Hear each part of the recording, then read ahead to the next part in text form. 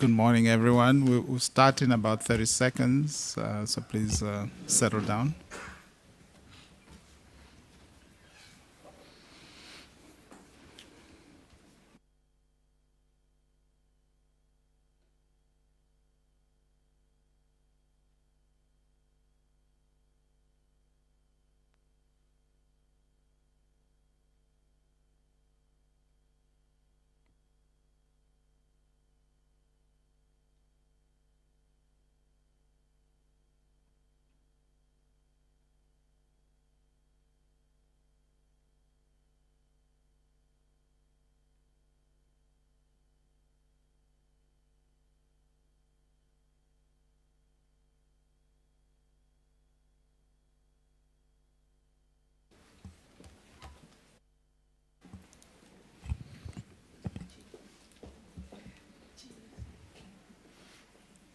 Okay, good morning and welcome to this event. We're very happy to see familiar faces, but we're even happier to see new faces. So we hope that this will be an interesting event.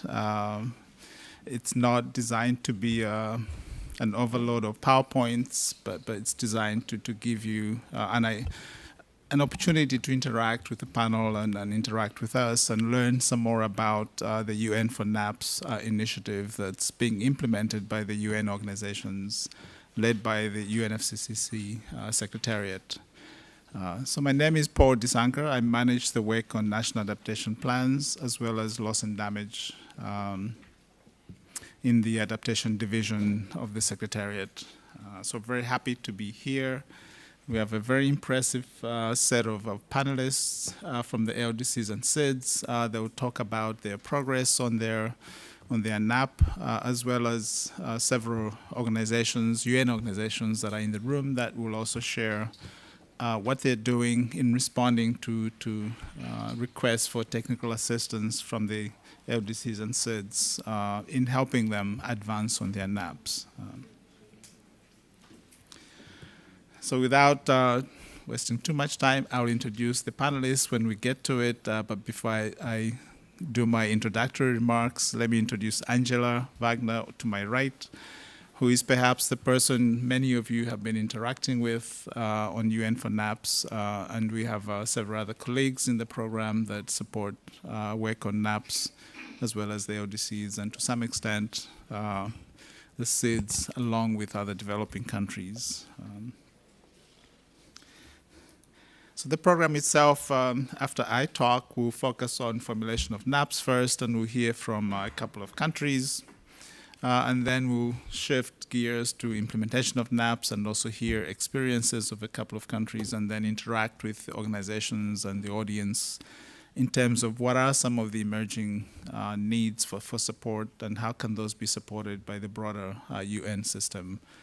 And hopefully that will take us to the end of this at 1 o'clock. But glad to see you all, and several people are online, so we welcome those. They should be also able to intervene if they so wish, so we look forward to that. So let me run through my mandatory slides. So NAPs, National Adaptation Plans, as you all know, or some of you may not know, are the main vehicle really for countries, developing countries, to assemble their priorities for adaptation, communicate those to us, but more importantly to the support system that exists, either nationally, regionally, internationally, and so forth. So it's really the opportunity for countries to assemble what they want to do for adaptation and turn that into an implementation strategies, whether you want to call it an investment plan or whatever, but it's really the collection of priorities for the country at all levels, from national level and subnational, local level, to the extent that these subnational entities are able to integrate that into the national strategy. It was developed as part of the Cancun Adaptation Framework in 2010, and then in the year after, in Durban in 2011, parties worked on the technical guidelines on how to formulate a NAP, initially in the LDCs, and then that was expanded to also to be used by other developing countries.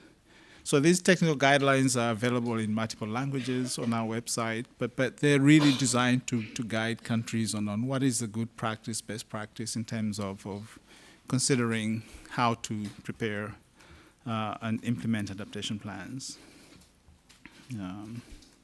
Funding is always an issue for developing countries, and funding has been wired into the GCF governing instrument, that the GCF will fund the implementation, formulation and implementation of NAPs in its governing instrument, also at the same time that the CAF was adopted in Mexico. So a little bit more history. They're really designed to capture medium and long-term adaptation needs. So it's not really about what countries need to do today or tomorrow, although that is important, obviously, before we can get to 10 years from now. But it's really designed to capture the medium, long-term strategies that countries need to put in place in order to achieve the adaptation outcomes that we also desire and talk about.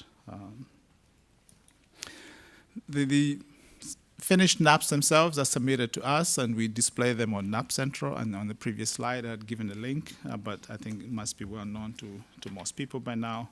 But what's important is perhaps the two objectives. So can we go to the next one? Is that okay, so there are two objectives. For any plan, there always is an objective or a goal or whatever that guides what needs to be done.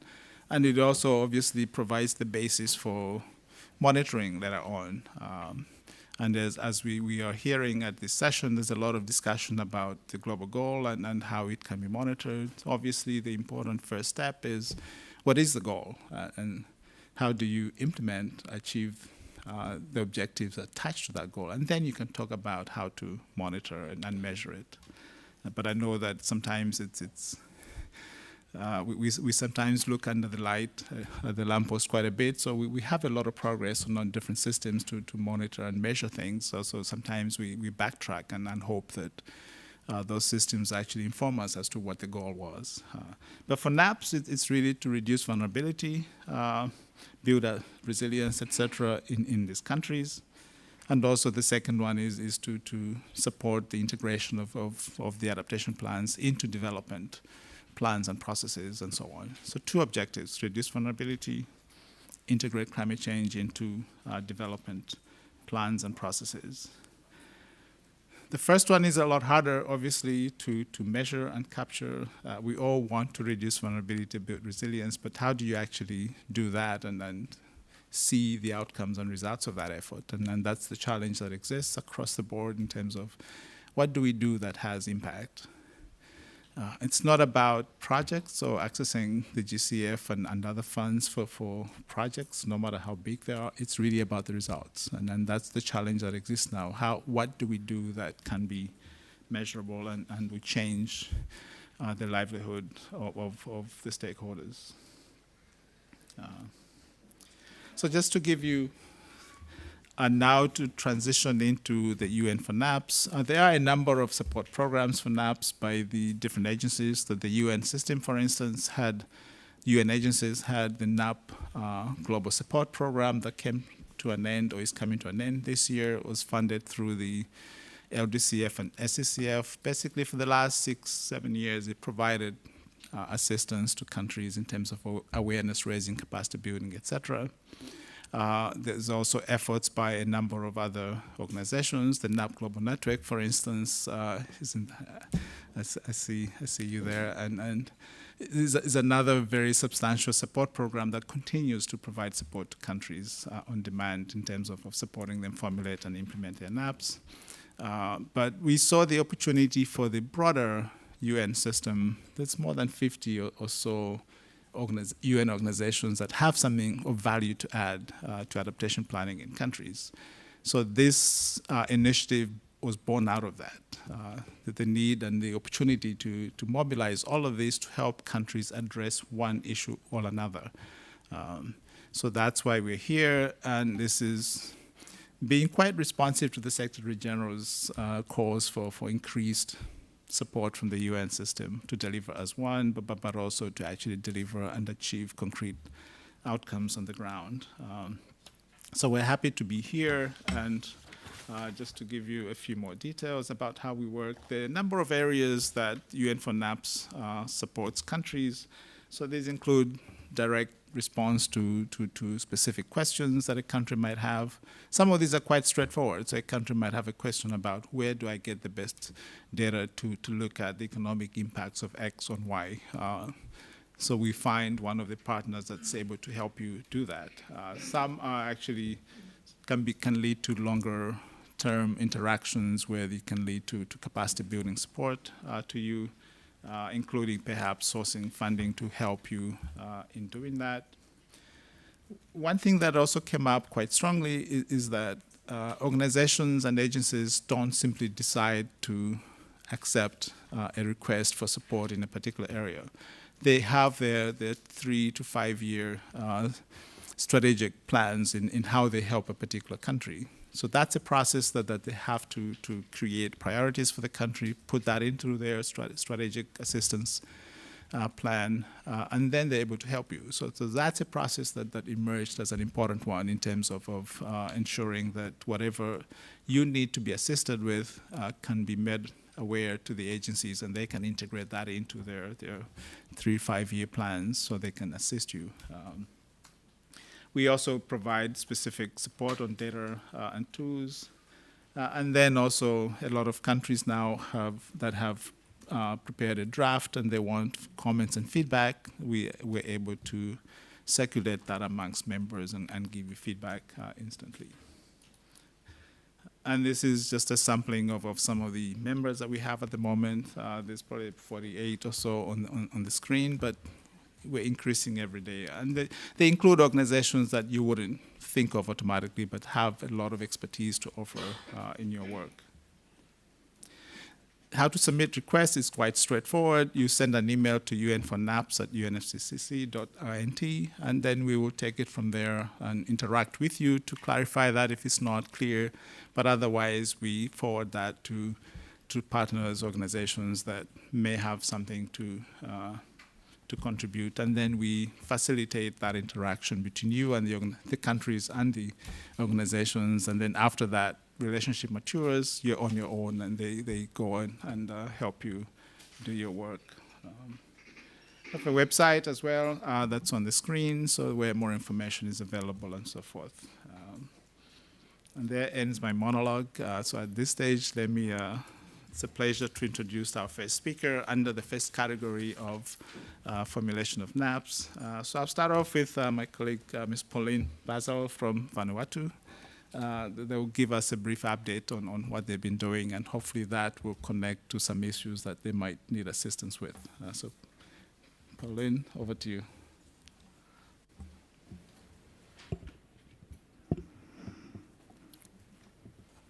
Good morning, everyone. My name is Pauline Basil. I'm the Senior Adaptation Officer in the Department of Climate Change at the Ministry of Climate Change back in Vanuatu. Before I'd like to do my presentation, I would like to take this opportunity to thank the UN4NAPs and the UNFCCC Secretariat for this space where I can express some of our key challenges and priorities for the adaptation sector in Vanuatu. For context, let me just introduce you to Vanuatu, which is a small island developing state in the South Pacific, which is made up of more than 83 islands, and it's spread over 200 kilometers north to south. So while you may think of Vanuatu as an island paradise with incredible marine ecosystem and happy people, also knowing that we are currently in the stage of COVID-19 pandemic, our borders is still closed. Vanuatu is doing as much as it can to re-advertise the touristic attractions. So before the borders reopen, there's a lot of other tourist attractions that we are advertising. But this is true, but we are also on the front lines of the climate crisis, with our economy, infrastructure, health, food, education, other adaptation sectors. Even every islands are experiencing extreme losses and damages. Our fundamental human rights are being undermined. Disasters are occurring frequently, one after another.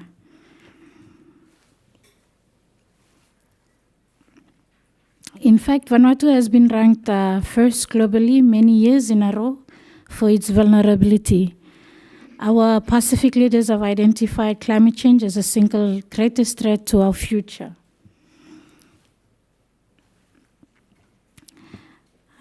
Adaptation is Vanuatu's top priority at the heart of our National Sustainable Plan. As well as more than 35 sectoral policies, adaptation is being coordinated and undertaken at every level, from the national to the grassroots level.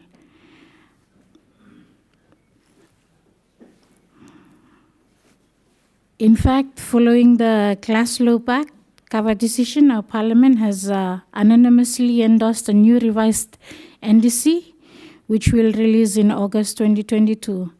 In it, we have added 160 new adaptation targets set by our sectors. The costs are more than we have.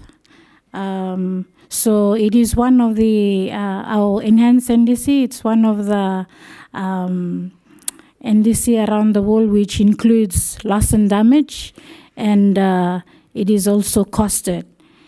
And the costs are more than we have, so needing more than 700 million USD by 2030 to fully implement the cost activities for adaptation in our NDC.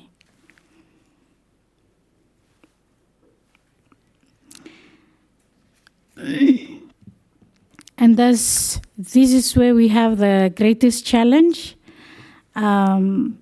We've noted in the categories of technical assistance, which UN4NAPs could provide technical assistance. We highlight in our greatest challenge that tracking adaptation action and monitoring the quality outcome of implementation across all sectors at different levels. As I've already showed in my previous slides, that we have more than 38 policies, and also including strategies or different frameworks. It will be a challenge for us to track all those implementations. So we need urgent technical assistance on the design and delivery of specific data and analytical tools and knowledge products on the state of adaptation gaps, and also the implementation of our nation's aspirations and commitments to the Paris Agreement. So with that, we would really welcome the support for UN4NAPs partnerships.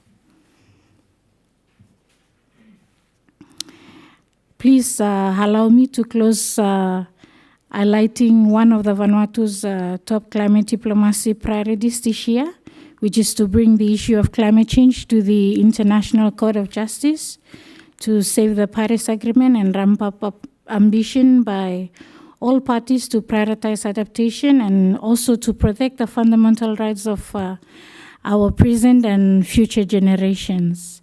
Thank you.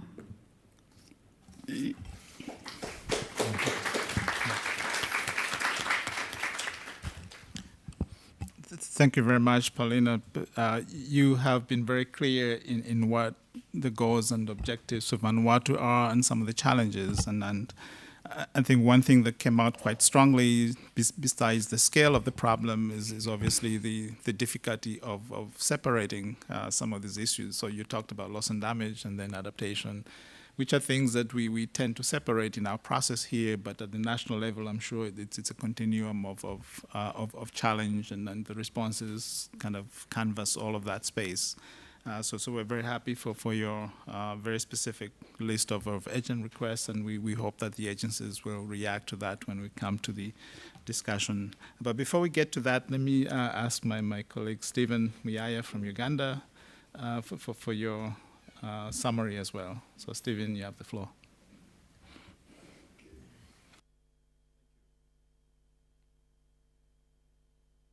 Wow, okay. Thank you very much.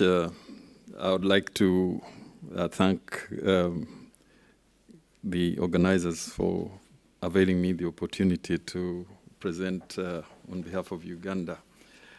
I just want to say that Uganda has prepared their NDC, the updated one, and also the agriculture NAP. And therefore, this leads us to a position where we're moving towards implementation. Uganda's economy is quite agrarian, and over 64% of the work population are employed there, contributing about 23.1% of the national gross domestic product. I believe it is very important also to note that Uganda has a high potential to achieve food security, but also to contribute food security to a number of neighboring countries because of the favorable conditions that we have. But also, it is important to note that we face quite a heavy burden in terms of food insecurity and malnutrition. And this is one of the elements that we surely need to address, with the 23% of our population are facing a high level of acute food insecurity. And of course, particularly the children between the age of 6 months and 56 months, many of them, probably about 30%, are not well developed. So it's an important area that we need to do to address. I want also to say that as we look at implementing the NAPs, we must be conscious of the emerging issues such as COVID-19, but also the increasing threat of climate change and environment degradation. We believe, therefore, that we must look at how to address these challenges, particularly the unsustainable food supplies chain, extreme weather conditions, the agricultural pests, food losses that we face, and the poor post-harvest systems that and storage systems, and also the unsafe food handling practices, such as drying crops, food crops on the ground, bare ground, which is a common practice, and also address the issue of land fragmentation and others. I just want also to say that from Uganda, following the Food Systems Summit, we have strongly believed that we must rethink how to really transform our food systems, and we believe that we should work through the NAPs and even the NDCs to see that this reality is achieved.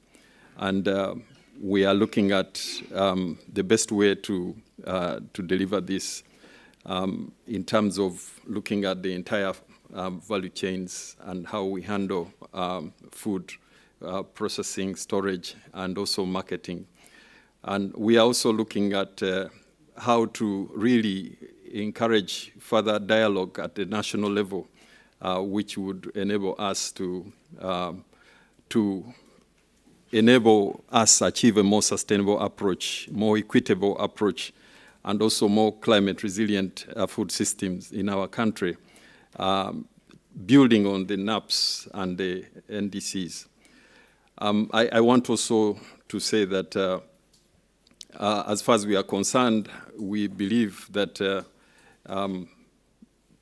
the issues relating to vulnerability of the sector, of the agriculture sector, is very important for us to address in order to make sure that we deliver resilience of our population, which is largely depending on agriculture. I want to add also that as we address vulnerability in our agriculture sector to climate change, it is important that we ensure that there is adequate leadership and in addressing these challenges. In particular, we are looking at how to support sustainable agronomic practices, climate smart, to maximize the productivity and resilience, and also to improve sustainable land use management practices as a key component of our effort. We're also looking at how to empower the smallholders, particularly women, children, and youth, and also how to entrench gender issues and gender inclusive action at the policy governance level, and also in practices. We are also looking at strengthening resilience against vulnerability, shocks and stresses, especially in view of the increasing droughts that we face. We are also looking at strengthening policy and legal frameworks, partnerships, collaborations, and coordination among stakeholders, as well as investing in research and innovation. Having said that, I want to say that Uganda has the SCALA program supported by UNDP and FAO, and this is really to scale up climate ambition on land use and agriculture, and we believe that this is very important for us to achieve what we need to. And here I want to say that the effort in this area has supported the transformative climate action in the land use and agriculture sectors. And we are looking at really translating the NDCs and the NAPs into actionable and transformative climate solutions. And here we are putting more emphasis also on participatory, collaborative collaboration among government, civil society, research, academia, and also the partners, development partners, and the private sector. And we believe that these actions are very important. Particularly, we are looking at ensuring that the NAPs and the NDCs really go beyond the activities that we are set in there to identify and appraise them in order to get those transformative actions. We are also looking at strengthening the national and sector plans and budgeting monitoring process to ensure that elements of NDCs and NAPs are integrated fully. And also to enhance the private sector engagement, because we believe the private sector has a stronger role to play in ensuring that elements relating, for example, to input supply systems and marketing and addressing those gaps that we see, they have a very strong role, and therefore we need to make sure that we are doing that. And I want to mention here that the SCALA program is supporting us to work in 23 districts, and these are mainly pastoral areas where we know the issues of food security are very critical. I just want also to add that in terms of what we are able to do at the moment, we've conducted consultative meetings with national and subnational stakeholders with a view to rank these priorities under the NAPs and the NDCs, and in order to see what are the transformative action that have potential for us to take forward. We have also established a project steering committee that we feel is going to help us to enhance these activities more effectively. But also we have used the opportunity under this program to develop the agriculture long-term climate resilient and low emission development strategy up to 2050. And our view is that we should support this effort to make sure it delivers for us as expected. And lastly, I want to say that the other challenge that we have is the engagement of the private sector. And we feel strongly that we need support to ensure that we effectively engage and involve the private sector in identifying the win-win investment areas that really support sustainable agricultural practices, in addition to other stakeholder platforms that we would like to set up. Thank you very much for the time. Thank you, sir.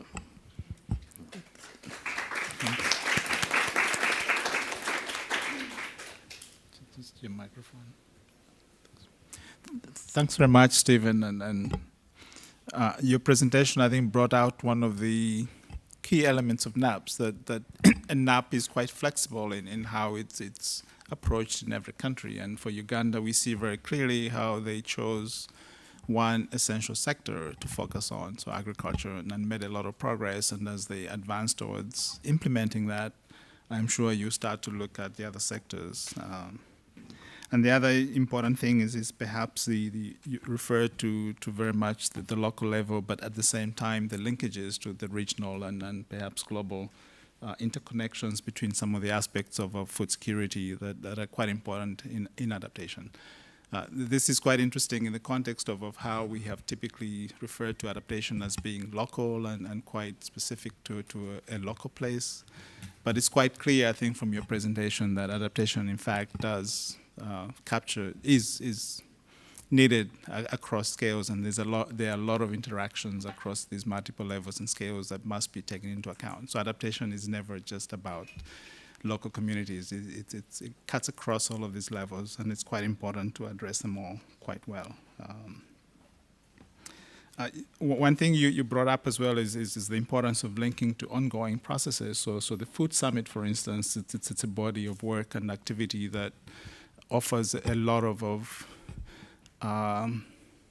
advancement in how to address the issue of food. So I'm glad that you're connecting your work to work and results under that. The challenge of pointing out one or two support programs is that you inevitably forget some. So I'm glad you brought up Scalar that's run by FAO and UNDP, in addition to the NAP Global Network I referred to and the NAP GSP. There are a number of these, and as we go along in our side event, they will come to light, including efforts by UNCDF, for instance, and then various other organizations. So there's quite a wide range of support that's available to you. All right, now it's an opportunity to hear from the agencies and perhaps others in the audience about some of the challenges you heard about. How do you think you might be able to assist Vanuatu and Uganda, plus all the other countries that are facing fairly similar challenges in their work? So the floor is open. We have 2 roving microphones, and please just raise your hand, introduce yourself, and be as brief as possible. Don't worry about it. Be as brief as you can. Thanks. So who wants to go first?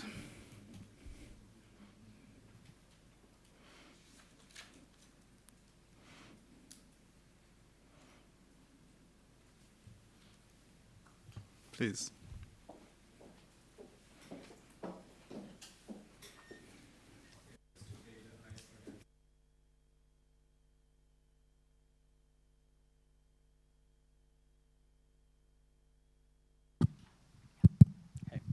Yeah, just to break the ice, Animesh from UNDRR Bonn. Maybe any of the panelists, maybe Vanuatu or Uganda, either of you could maybe elaborate a bit on, in terms of the gap between development of the NAPs and the access to adaptation financing. Is that straightforward, or do you still feel that there is a bit of a gap between the two? How does development of a NAP in a country help you in accessing adaptation finance, or do you feel that the processes are a bit delinked? Thank you. Perhaps we can collect a couple of more comments and questions before I ask the panelists to respond, please. Thank you. Ade Onitola from the UK Foreign Commonwealth and Development Office. So just another icebreaker question, really. I mean, on the National Adaptation Plans, I mean, what's the scope for, I mean, you talked about how it's important to work at different levels. And of course, the National Adaptation Plans would kind of focus on a local level. But one thing that there is a gap on, I think, is to understand what are the kind of what's the global weight of what we need to do?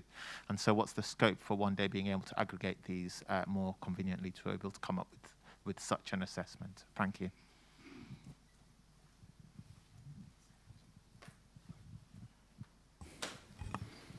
One more, anyone? Yes, please, Adriana, at the front.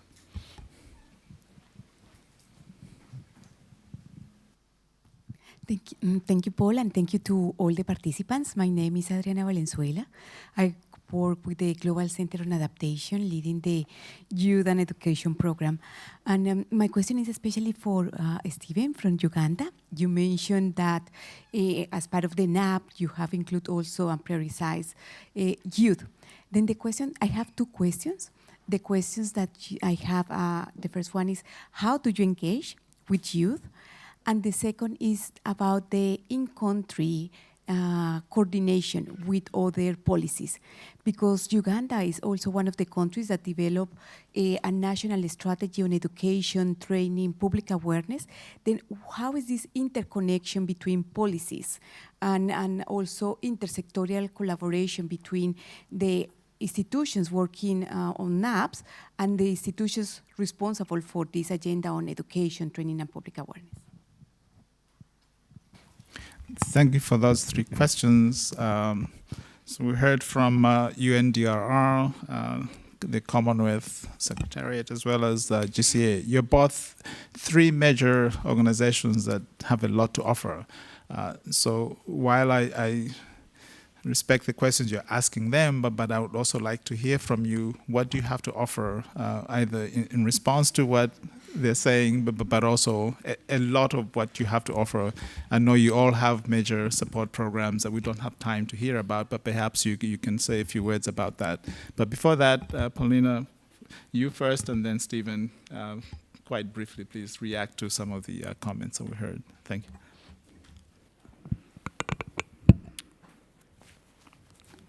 Thank you for the question raised. I was just gonna respond to the question regarding climate finance support in terms of implementing the NAP priorities. Yes, for sure, we do have some support in terms of projects, but again, a lot of donor support that we do have only applies to some of the component activities that they are interested of. So most of the times, many of the technologies or many of the practices that are happening at the subnational level are very adaptive in their context. And we would like to replicate it, but again, as I've already mentioned through my presentation, geographically, more the islands are scattered, more the impacts, or more they are vulnerable to climate impacts. So logistically, we have already used the funding. So we will welcome more support in terms to improve the implementation of the other sectors that donors do not pick up, other donors. Thank you. Stephen. Thank you very much, and I thank the questions that have been put before us. I want to say that indeed it is really the truth that there is a big gap between what we have identified as the NAP areas of action and the availability of adaptation funds to enable this really to happen. And this is, first of all, because of the scale given that our country is largely dependent on rain-fed agriculture, the impacts are directly affecting the communities. And given the big proportion of the population that is really in agriculture, for example, we would need really more substantial resources to deliver what we can. And I must appreciate that there are some initiatives to get some projects from the adaptation funds. They are quite small and not adequate. We believe that we must have a more effective way to deliver this financing. My colleague from the climate unit probably could provide more information on the global aspects of that question. And the second part relating to the youth, I want to say that for us, the youth are very important. They represent the future. And we know that the future, the impacts of climate change will be worse than what we are experiencing. We also know that if we do not bring them into understanding the context of these future challenges, it will be a problem. And so we in the ministry established a desk for youth that actually addresses issues of climate change. But also we have developed programs targeting mainly the primary schools. And here what we are doing is to really help schools set up school gardens. And in those gardens, we have demonstrated what we see as climate resilient practices. And we also help the youth to be interested in agriculture and to learn the practices, and also to go back home and provide some infusion into what they do at home. And this is done in cooperation with the Ministry of Education and also the ministry, the local governments. And so I really want to say that this is very important for our future, for our young people to be conscious and to be exposed to these challenges. Thank you. Thank you for that. If I can challenge the organizations again to perhaps explain a little more about what support you have to address some of the scale issues we heard about, as well as the alignment of what sometimes you support versus what the country priorities are. And the issue of Vanuatu is a little unique in terms of the challenges of geography. They have a lot of islands spread all over the place. How does one reach all of them effectively? And what else did I think Uganda, you brought up a good example of how creating national champions, for instance, the desk for youth, is a way to highlight the issue and provide an entry point for broader support. But anyway, back to the agencies. I see Rafael from UNCDF.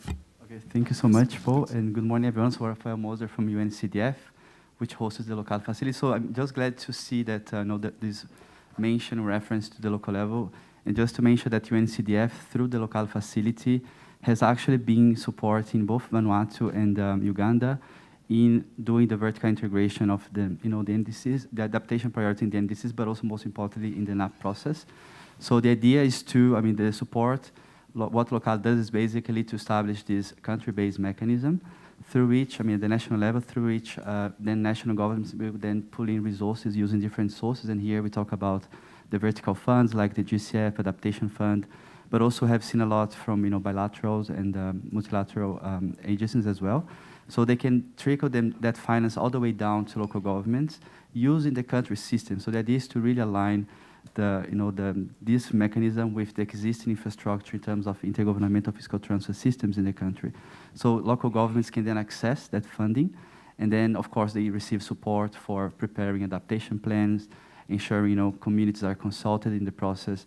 So they also receive support in terms of downscaling climate models and projections, so they can really understand what risks coming from climate change they would expect in their localities. So with that, they come up together with their communities. So it's pretty much a bottom-up planning process. So in consultation with communities, they then decide, the adaptation activities that will be funded. At the same time, we have what we call investment menu, which somehow lists eligible areas for intervention. And this is aligned with the priority areas in both NDCs and the NAP, making sure that whatever local is funding at the subnational level somehow is respond or contribute to achieving those nationally agreed goals in terms of adaptation. And we do that using these performance-based climate resilience grants, which at the same time ensure tracking of the climate expenditures being really being spent on adaptation investments. And just to mention that in Uganda, so we have actually just launched the local like a month ago. So the idea now is we work through different phases. So the first phase is the pilot phase where we test the mechanism, sending already grants, these performance-based grants, to a small number of local governments. In the case of Uganda, we have now 4 districts, Kasese, Zombo, Nebi, and Noya districts. So these are the targets, the pilot ones, but then the idea is to scale up the mechanism. Because as I said, because local is a mechanism which is aligned with the country system, it can be easily scaled up as resources are being mobilized. But then by the end of the first 4-year, 5-year program in Uganda, the idea is to expand the mechanism to a total of 10, 12 districts, at the same time ensure a broader or a stronger linkage with the NAP process and the NDCs in the country.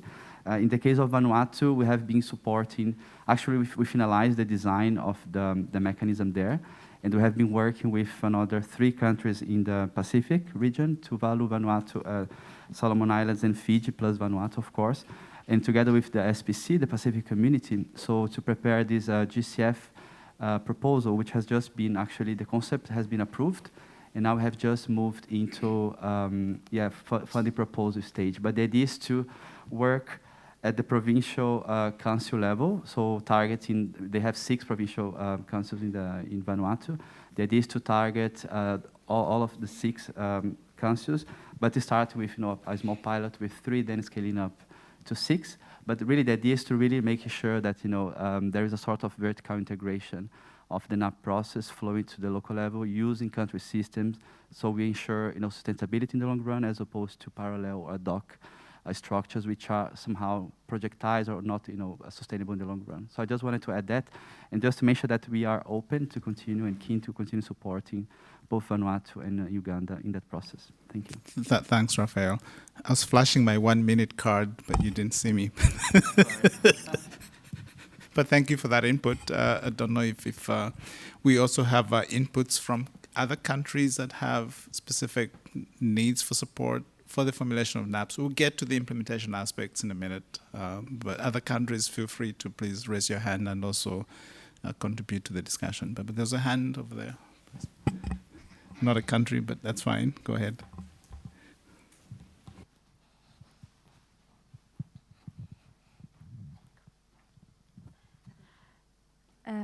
Thank you very much. My name is Bianca Kretschmer from the Adaptation Fund. And this is more about support available for NAP implementation rather than preparation, but should I still go ahead? Perhaps let's hear about implementation first, and we can come back to that.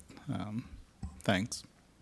All right, maybe this is a good time to transition into the implementation side of things, and it's a great pleasure to welcome Timor-Leste, and I have Ms. Justina Bello from Timor-Leste that's going to give us a very brief overview of their efforts to implement their NAP, and then we'll hear from Chad. Mohammed from Chad will also tell us. There's 2 countries that have submitted their NAP recently, so we look forward to hear your experience in trying to implement your NAP. So over to you. Thank you. Good morning, everyone. Oh, it's good afternoon, everyone. I'm Justina from Timor-Leste. I am a professional staff at the National Climate Change Directorate under the Secretary of State for the Environment in Timor-Leste. I'll be focusing about the implementation of NAP in Timor-Leste. So, give me a minute. Okay. I'll be focusing on the sectoral priority adaptation programs. I'll be mentioning about that in the content of my presentation now, and then I'll move on to key implementation challenges later on. First of all, under the sectoral priority adaptation programs of Timor-Leste's NAP, we have 7 key priority sector that we focused on. First one is the infrastructure, biodiversity and ecosystem, health sector, agriculture, water, DRR, and tourism. Just for a brief review on the sectoral priority adaptation program, this is what we have under our NAP. So the gap that I'll be showing, could you please move on, please? Thank you. So this is under this infrastructure. We have the identification of the program. We have the program itself laying out, and moving on to under biodiversity, we have building human institutional capacity. The second program is the incorporate ecosystem-based adaptation into planning and regulatory framework. In under the health sector adaptation priorities, there are 2 programs. One is to integrate climate change considerations into health sector planning and regulatory frameworks. And the second program is to improve health sector capacities for managing climate risks. Under the agriculture sector, we identified 6 programs. So first is to improve research knowledge management, capacity to support climate smart agriculture and resilience land management. The second program is to incorporate climate change into agriculture sector planning and management practices. The third program is to mainstream climate change consideration into agriculture sector regulatory frameworks. The fourth one is support private sector. Fifth one is promote climate smart livestock practices. Sixth is to implement community-centric climate smart agriculture and resilient land management program. While under this water sector adaptation priorities, we identified 4 programs. First one is to incorporate climate resilience into water sector planning and regulatory frameworks. Following is to implement climate smart water management among large institutional and municipal users. The third one is to empower communities to utilize climate smart water management techniques. Fourth program is to build new or retrofit existing water infrastructure for climate resilience. Under the DRR adaptation priorities, there are 2 programs. First one is to enhance community-level integration of DRR and CCA. Second is to strengthen national capacities for climate change responsive disaster risk reduction and disaster risk management. And the 7th one is under the tourism sector adaptation priorities. First is to supporting climate resilient tourism resources in Timor-Leste. Second is to strengthening the market for climate resilience nature-based tourism.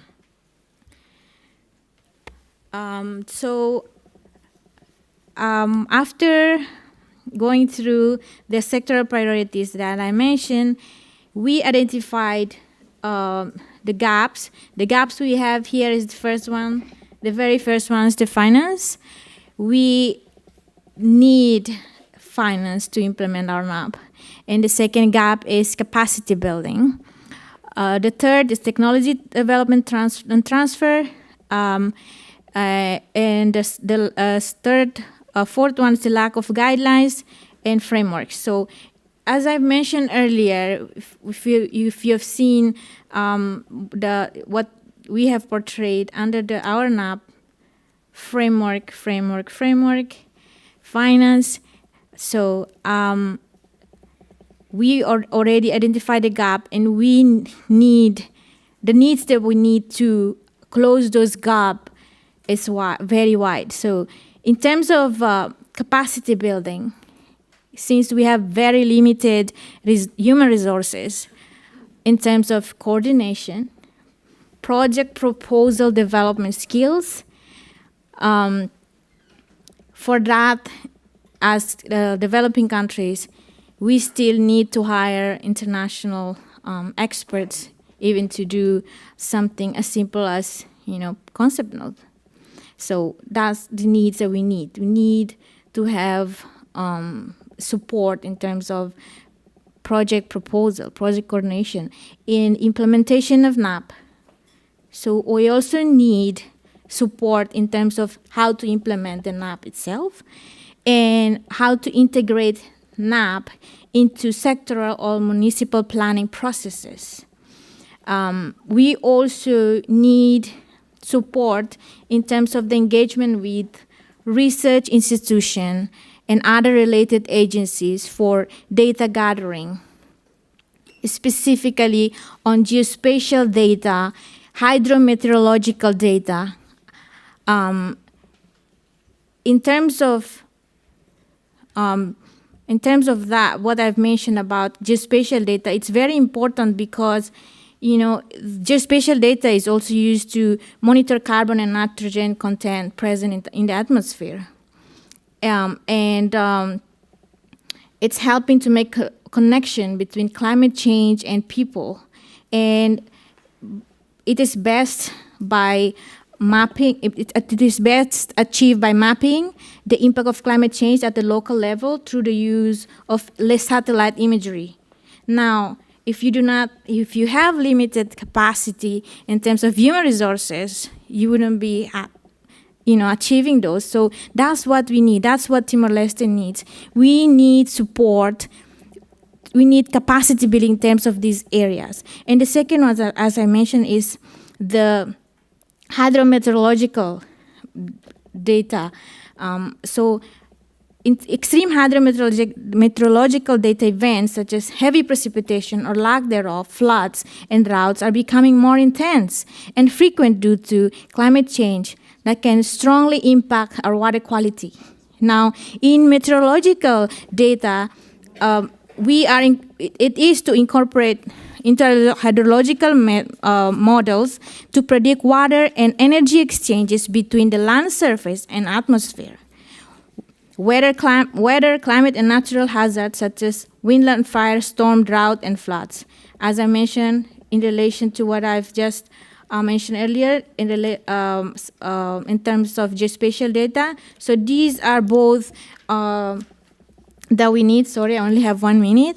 So moving on to technology development and transfer. So we need support in terms of adaptation, including early warning system. And we also, the gap that we identify in terms of lacking guidelines, it's mostly on the awareness raising in all levels of implementation of NAP, including budgeting. This is, for short, what we having problem with is that we need to have a guidelines on awareness raising because all the national budget, it has to be approved by our national parliament. So we need to have that in place. We need to have the awareness so that when our Secretary of State for Environment, for example, is proposing a budget, they already know this is a pressing issue and they must approve the budget that we are requesting. And the last one is lack of monitoring and evaluation framework for NAP implementation. That is also the needs that we Timor-Leste require. Thank you from me. That's all from me. Thank you. Thanks very much. Thanks very much, Justina. And I think your energy came across quite well about just the size of the problem. That you have more than 7 sectors. You have needs and issues across the whole landscape of adaptation, from human capacity to actually do what is needed to convert those priorities into projects, how to integrate, how to pretty much do everything across the board. So I think this is perhaps similar to the situation of many LDCs and SIDS, that it's not just one or two needs that must be addressed. It's pretty much everything that has to do with the planning, the converting of the plans into actions, accessing support, etc. But one of the things perhaps we can focus on when we come to discuss is your NAP is obviously a program for the whole country for adaptation. How do the agencies, how can they help you turn that sort of holistic program for adaptation for the country into an implementation strategy that maps to all the available avenues of support, et cetera, including the capacity building and all of that, in a way that things are well coordinated and actually result in progress, say 5 years from now. So please think about that and see what you're able to offer besides the specific needs for data and so forth. But let me turn to my colleague, Mr. Mahamat Abdullahi Issa from Chad for your presentation. So Mahamat, you have the floor. Please.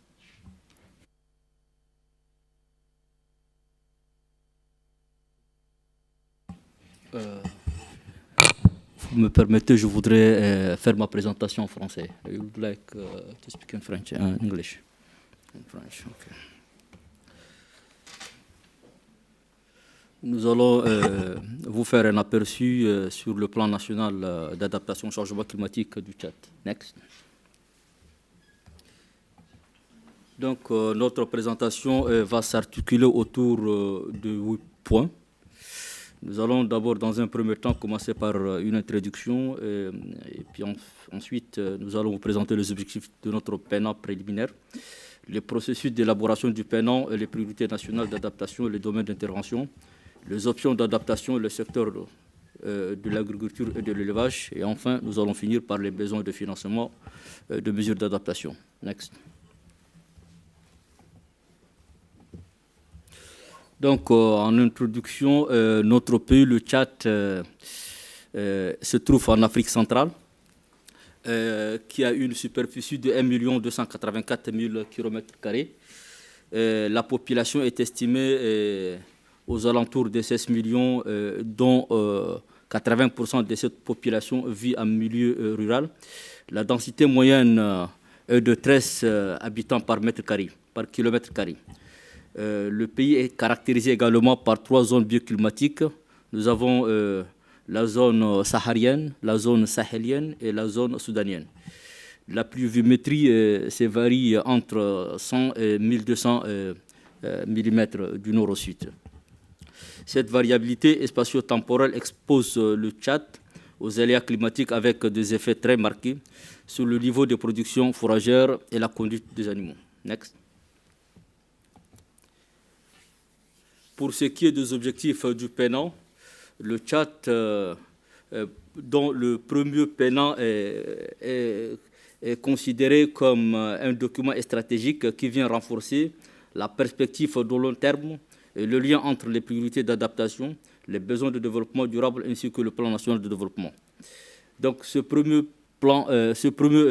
PNA vise principalement à identifier les principales lacunes et obstacles à l'intégration de l'adaptation dans la planification, identifier les besoins en termes de connaissances, capacités et coordination institutionnelle, mettre à jour les secteurs d'intervention prioritaires au niveau national dans le but de la mise à jour de la CEDEN, intégrer l'aspect genre dans l'élaboration et la mise en œuvre des actions d'adaptation, et enfin présenter les priorités pour la réactualisation du plan national d'adaptation.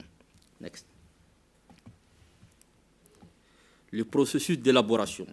Ce premier plan dont le processus a été lancé conformément aux principes directeurs définis par la CNUC, la Convention cadre des Nations Unies, à travers sa décision 5 prise lors de la COP17 qui s'est tenue à Durban. Le processus a été lancé effectivement le 19 mai 2001 en Djamena, conjointement avec la révision de la CEDEN. Ceci est pour nous permettre de gagner en temps et également conjuguer les efforts entre les partenaires qui interviennent notamment dans la CEDEN et ceux du projet du plan national d'adaptation au changement climatique. Le processus du PNA a été largement financé par les partenaires. Nous avons en premier lieu le PAC, le programme d'appui global au PNA, puis également le PNUD. Nous avons également le réseau mondial de PNA et nous avons l'ICAT, l'initiative pour la transparence de l'action climatique. Notre PNA s'aligne sur un certain nombre de politiques et de stratégies au niveau du pays. Nous avons la vision 2030 du Tchad que nous voulons, et puis ensuite le plan national de développement 2017-2021 et bien d'autres documents et politiques nationales. Next. Donc pour le Tchad, ce plan doit avoir deux priorités. La première consiste à améliorer l'intégration de l'adaptation dans la planification de développement. Et la deuxième vise à renforcer la résilience au changement climatique de la société et de l'économie tchadienne. Next. Pour ce qui est des domaines d'intervention, ce premier plan national d'adaptation vise 8 secteurs prioritaires.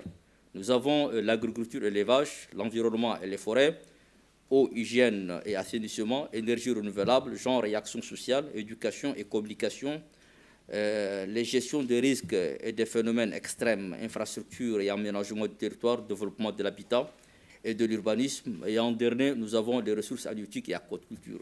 Next.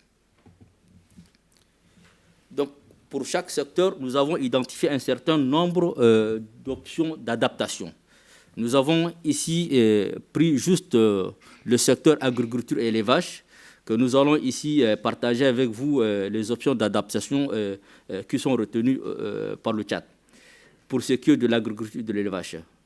Donc, ces options nous visent à mettre en place des actions et des projets pouvant contribuer à l'adaptation au nouveau pays. Donc, nous avons dans un premier temps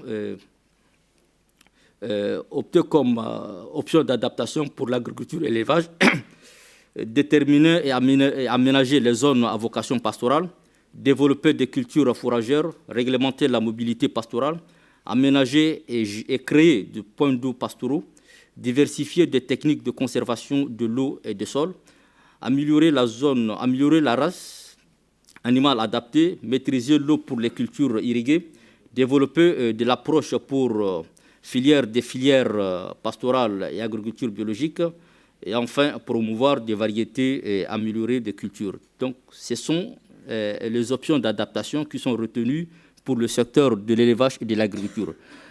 Donc, ces options nous amèneront à mettre en place un certain nombre d'actions dans lesquelles nous allons identifier de projets et programmes.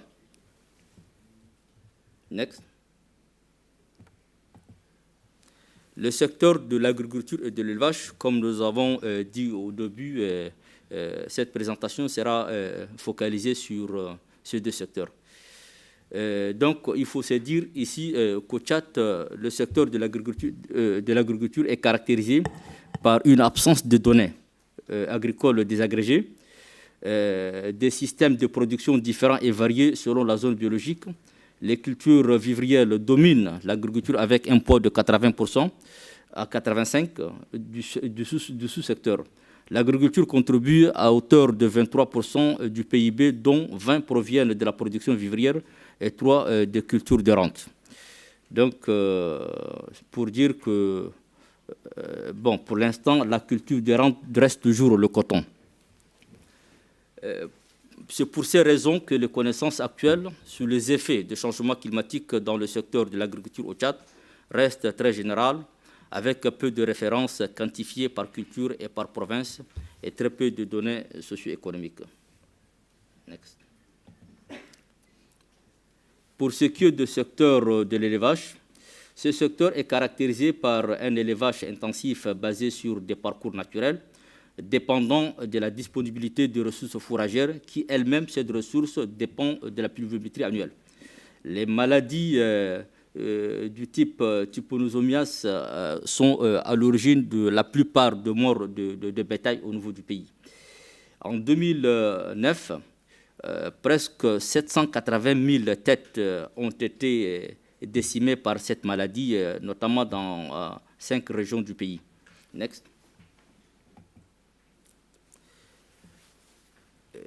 L'impact du changement climatique sur l'agriculture et l'élevage.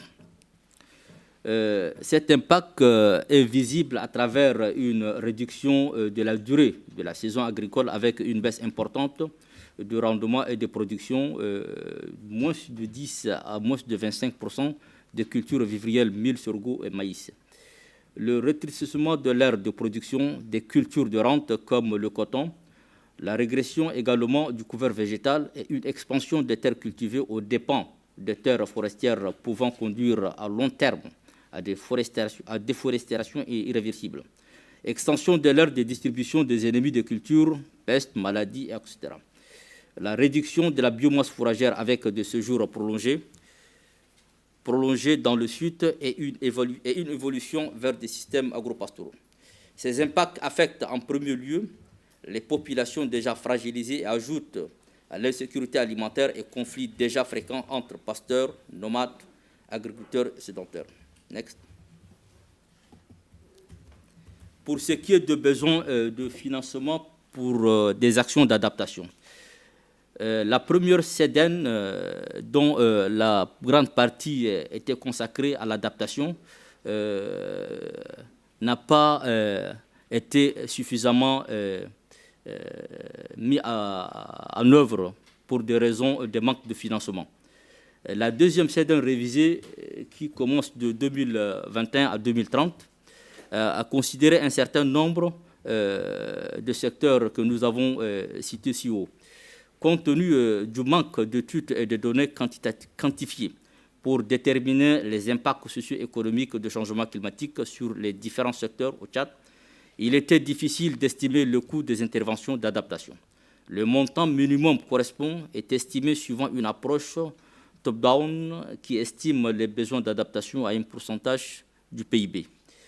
Selon cette approche, les besoins en financement pour répondre au niveau élevé des risques climatiques attendus au Tchad pourraient s'élever à plus de 375 millions de dollars US de 2021, soit sur une base d'estimation de 3% du produit intérieur brut, pour atteindre le coût annuel de 645 millions de dollars US à l'horizon 2030. En se basant sur ces estimations, sur ces simulations annuelles, les besoins en financement pour la période 2021-2030 pourraient s'élever à plus de 5 000 milliards de dollars US. Voilà, vous avez ici un tableau qui récapitule le montant à mobiliser d'une année à l'autre, à commencer par l'année 2021, qui était la première année pour la mise en œuvre du premier plan d'adaptation au changement climatique. Mais nous tenons à dire qu'on n'a pas pu pratiquement rien mobiliser en 2021. Nous espérons que cette année, avec l'appui de nos partenaires, notamment UN4NAPs, qui est actuellement en train de nous accompagner dans la mobilisation de ressources financières pour la mise en œuvre de notre SIDS, peut contribuer à nous mobiliser quelque chose pour aider le Tchad à mettre en œuvre son premier plan d'adaptation. Donc, je vous remercie et je m'arrête ici. Merci.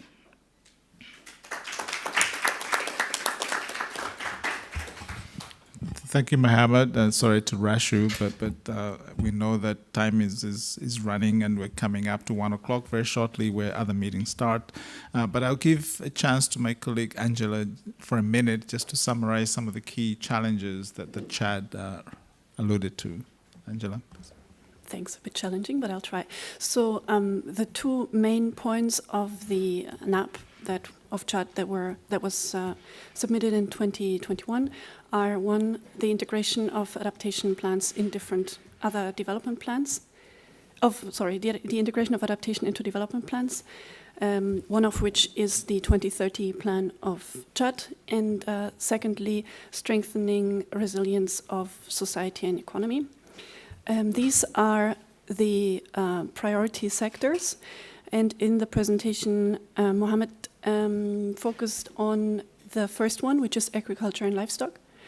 Others include SSC, renewable energy, gender, education, communication, DRR, and aquaculture.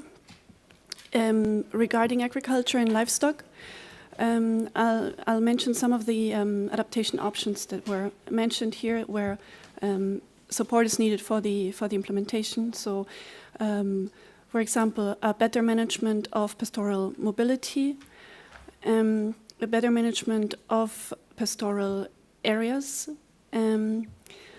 better improvement of the kind of livestock that would be better adapted to the climate conditions, improved water management, and irrigated agriculture. Then,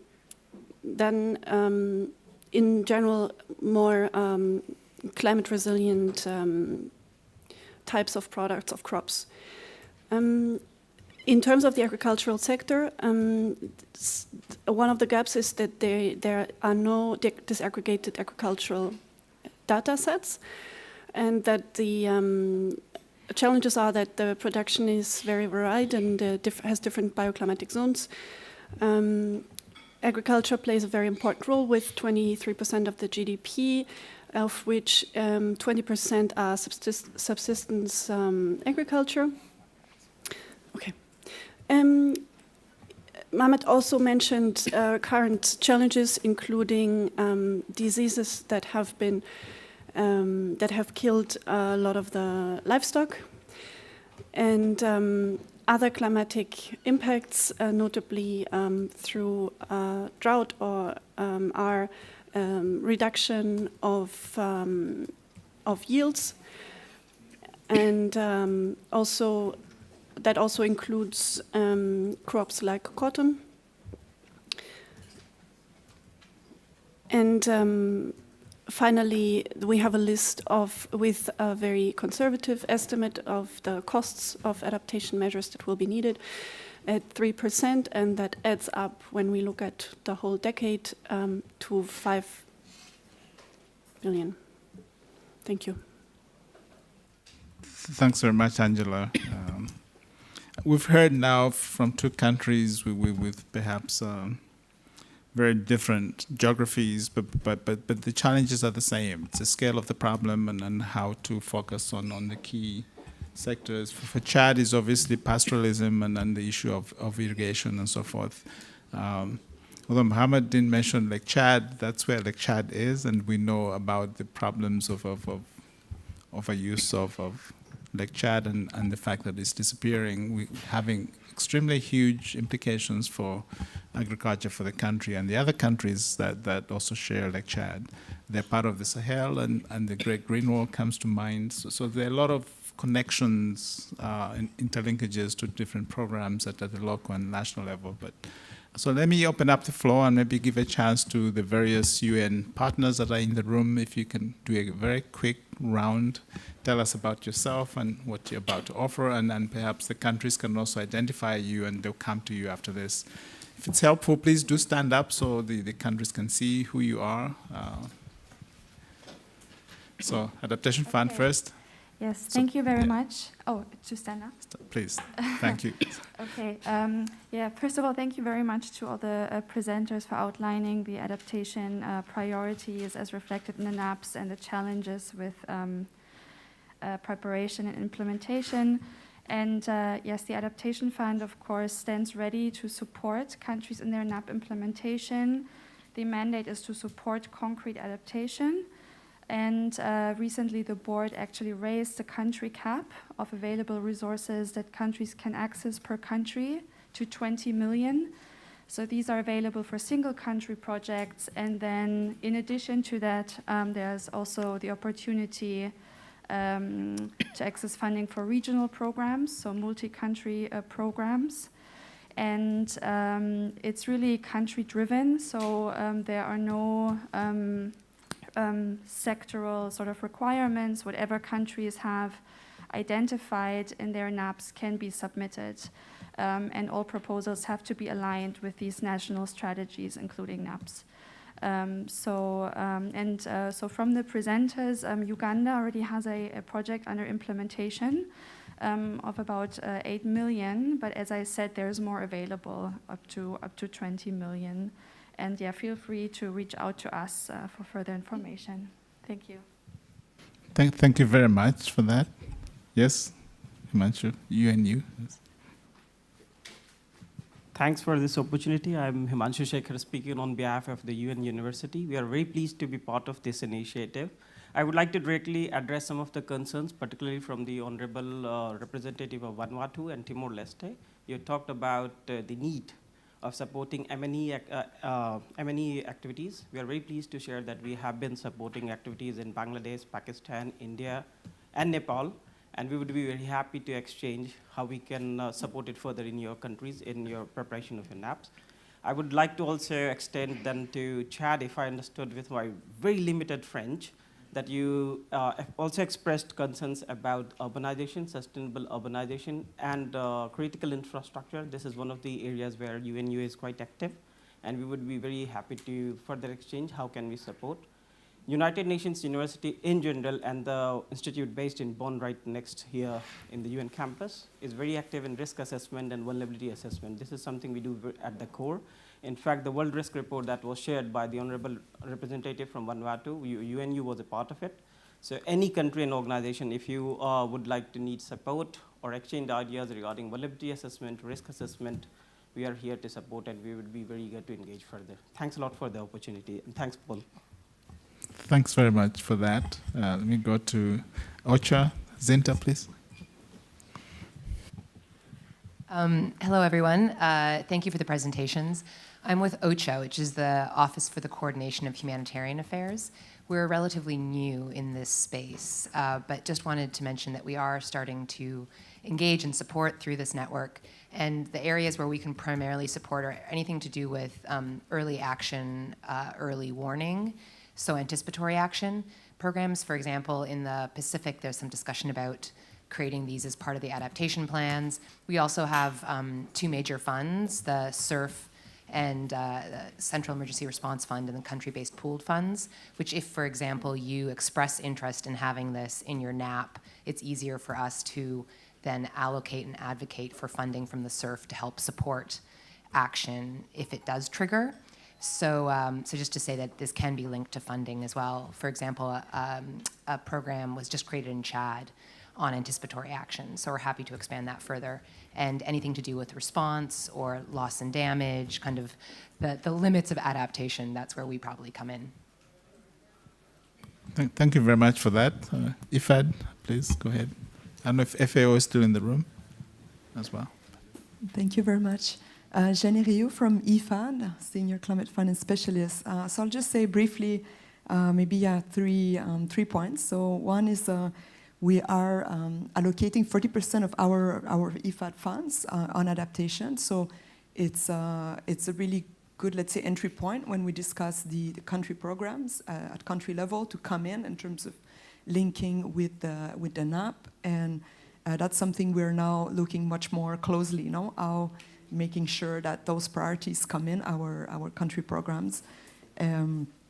But sometimes there's different teams, so it's good if at that point it comes together. So and we influence the programming of the loans and the countries. But second, we have also a more dedicated grant trust fund focusing on adaptation, smallholder agriculture, and that's also a possibility in terms of implementing NAP actions. And thirdly, of course, we're accredited to the climate funds, so the GCF, the CHEF, and the adaptation fund. So that's another avenue that we're really pleased to be part of the network and see how we can support countries. Thank you.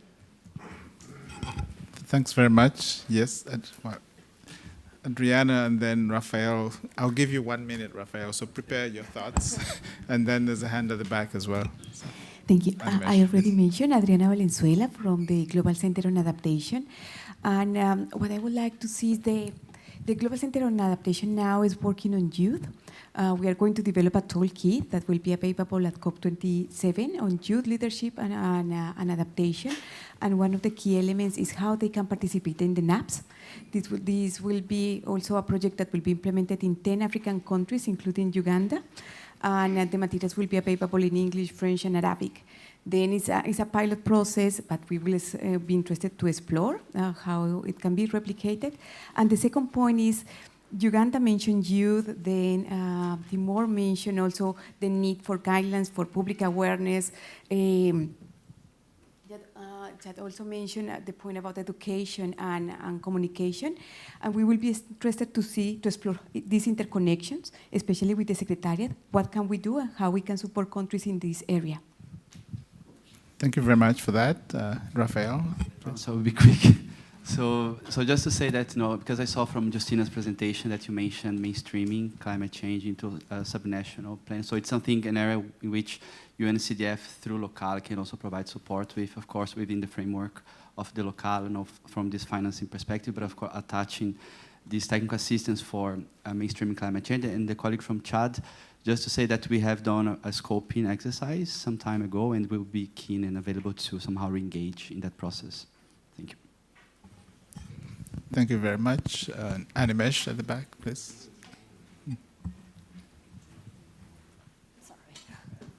Thanks. Very quickly. So one of the key things that we often see in countries as a problem is not just about limited resources, but also smart investments or smart financing. In most of the countries, we see that countries have developed disaster risk reduction plans and national adaptation plans in parallel, developed similar activities, and then looking for two different tracks of funding for similar, same, or complementary activities. So UNDRR is implementing a comprehensive climate and disaster risk management program currently in 15 LDCs and SIDS. We call it CRM in our language. And the idea here is to bring together adaptation planning and disaster risk reduction planning in the same countries so that the planning processes can co-benefit from the limited financing that we have. So we'll be happy to provide further support, including through the UN4NAPs in the same countries. Thank you. Thank you very much for those inputs. I don't know if the countries have any questions. One of the things we try to do in UN4NAPs is, instead of UN agencies and programs supplying support through the programs that you champion, we want to try to promote that the countries make requests for support. They ask for particular things that they need to be assisted with, and then we will allow you to respond and assist. So I know that you've all been talking about the programs that you have, but hopefully that's to also maybe encourage the countries as to what they can request support on. But the idea is very much for the countries to be in charge of their work and to seek assistance in those areas that often there's a support program that's funded, like the $3 million from the GCF, for instance. Things that you cannot do with the agency supporting you. So something that somebody else can help you with and then to enrich your NAPs. So we want to very much encourage that, encourage the countries to, no request is too small. Because I know that at the national level, you have thought long and hard about what you communicate. And sometimes it may not come across as a serious request, but the more we understand, the more we realize that this is actually a very valid and a very important request that must be addressed. So we encourage the countries to very much communicate and initiate the request for support. And lastly, there is a NAP Expo that the LEG is organizing in August. It will be in Gaborone, in Botswana, a very nice place to visit for a number of reasons. So we encourage you to find out more information about this from our websites. That will be the another big occasion for the NAP community to interact. The UN4NAPs will be there, and various partners of the LEG in organizing this will be there offering all kinds of support. So we look forward to seeing you there. I know it's 1 o'clock. Let me once again thank our speakers very much for availing yourself to this. I know that you have many speaking engagements, but we do value your time and appreciate your contributions very much. So thank you very much, and we hope to see you in the corridors. Thank you.